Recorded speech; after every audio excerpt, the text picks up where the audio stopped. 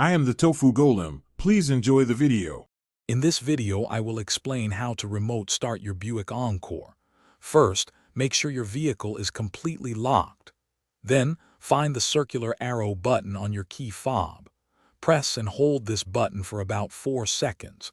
You'll see the parking lights flash, confirming the engine has successfully started. This method is quick and convenient for getting your Encore ready. When using your key fob, remember the remote start works best within about 200 feet. However, obstacles like other cars or buildings might shorten this distance.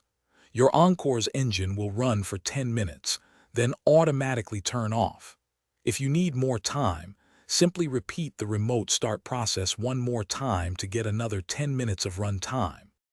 For even greater convenience, you can use the My Buick mobile application. After downloading and logging in, simply select your Encore. You'll see a remote start icon, usually a circular arrow. Tap it. The app will then ask you to confirm, and once you do, your vehicle will start. This is perfect for starting your car from almost anywhere. There are a few important things to remember.